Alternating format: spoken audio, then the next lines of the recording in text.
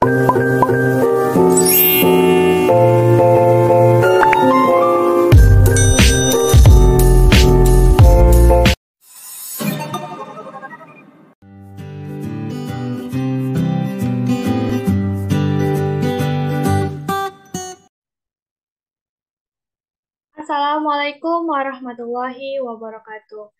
Baik, pada pertemuan kali ini kita akan membahas materi lanjutan dari mata kuliah statistika lanjutan dengan judul menentukan regresi dan korelasi serta uji asumsi klasik dengan menggunakan SPSS.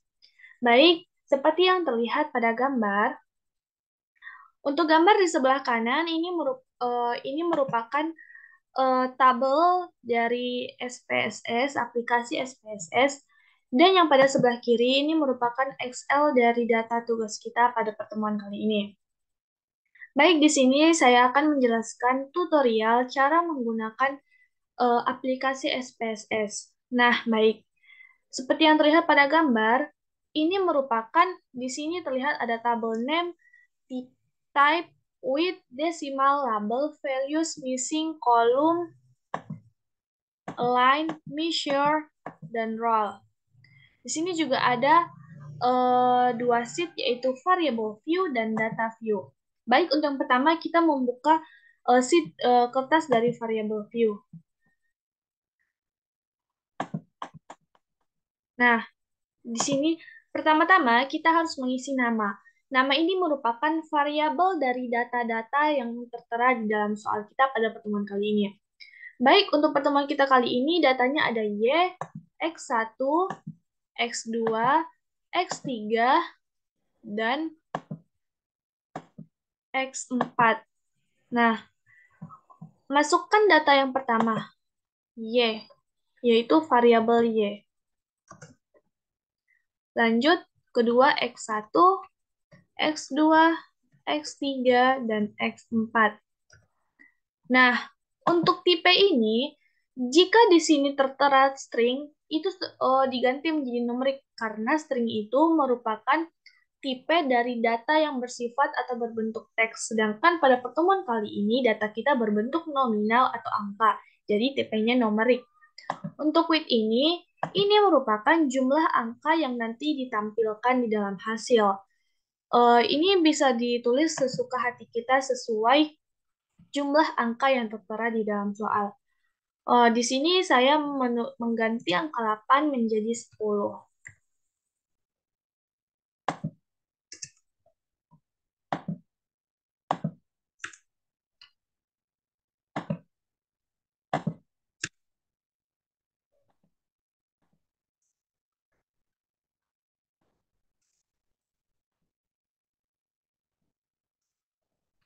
Nah, sudah. Selanjutnya desimal. Desimal ini jika di dalam soal tidak tertera angka desimal, sebaiknya dikosongkan. Tetapi pada pertemuan kali ini, di sini tertera untuk harga kayu manis itu berbentuk desimal. Jadi untuk desimal di sini saya tulis 2. Nah, selanjutnya kita harus mengisi label. Label ini merupakan penjelasan dari setiap data.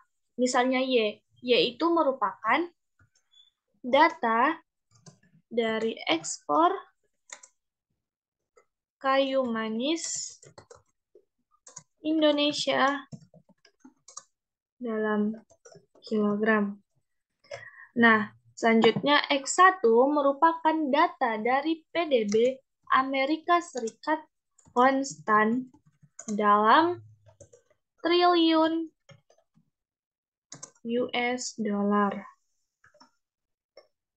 Selanjutnya X2 merupakan data dari nilai tukar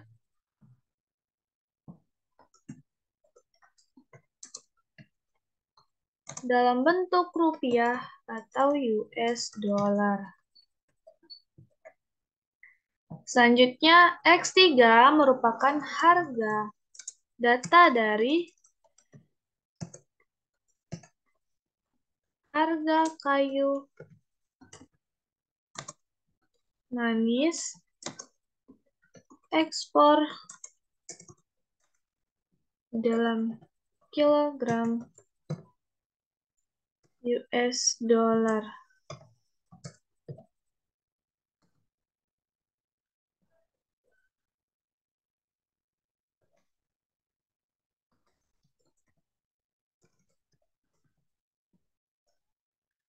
Selanjutnya X4 merupakan data dari produksi kayu manis Indonesia dalam ton. Nah, selesai. Selanjutnya untuk values itu dikosongkan saja, missing dikosongkan, kolom dikosongkan, line sudah. Nah, measure. Di sini tuh kita harus menggantinya menjadi scale, karena ini merupakan data yang berbentuk angka.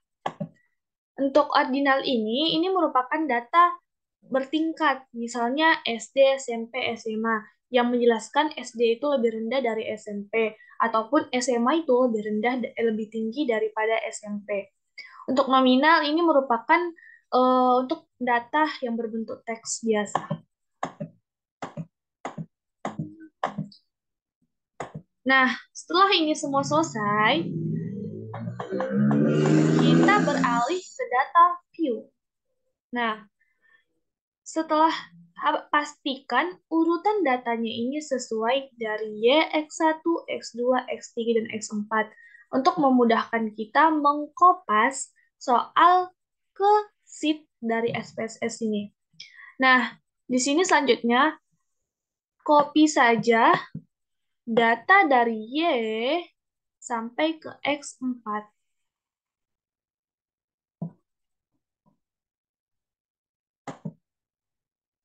Setelah di copy, pastekan ke sheet data view.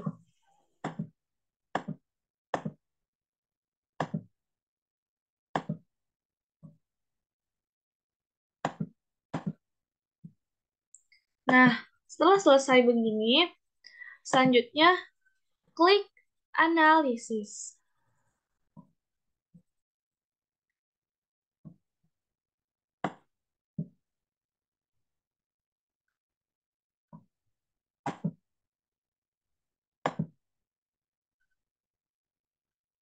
Sebentar.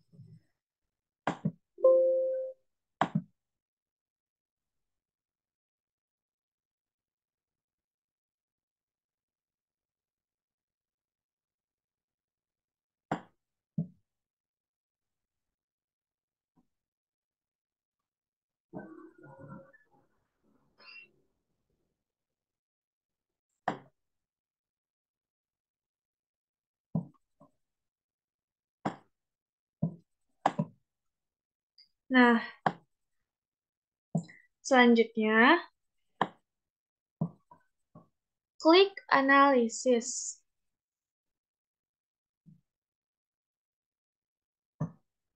Analyze, karena kita akan menganalisis, terus pilih regression dan pilih linear.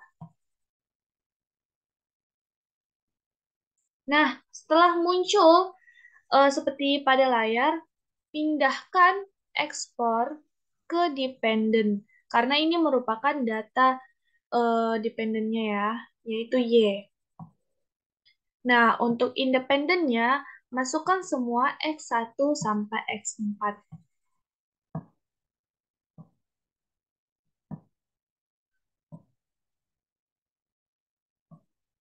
Nah, setelah semua masuk, pilih statistik. Kemudian, jika ketika Anda mengklik statistik, ketika estimate dan model fit-nya belum tercentang, silahkan dicentang. Jika sudah, tidak perlu diubah-ubah lagi. Kemudian pilih part and partial correlation, yaitu untuk menghitung korelasinya. Kemudian pilih Durbin-Watson. Ini berguna untuk menguji asumsinya. Setelah itu klik continue. Nah, setelah selesai, kemudian pilih plot. Nah, di plot ini untuk Y diisi oleh S resit. Masukkan ke dalam Y. Kemudian JPRD, RED masukkan ke dalam X. Ini tidak boleh kebalik dan tidak boleh salah ya. Kemudian klik histogram dan normal probability plot. Kemudian klik continue. Setelah semua selesai, klik OK.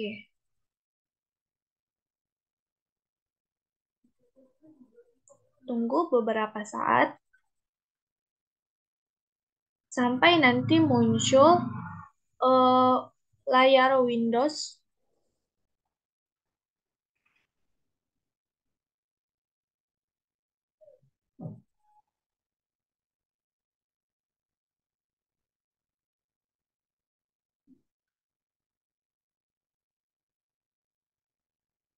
Nah, ini merupakan sudah keluar nih outputnya. Ini merupakan output yang telah dikeluarkan dari langkah-langkah yang telah kita buat tadi. Nah, di sini ada summary, ANOVA, coefficient, residual statistik, dan chart atau gambar-gambarnya.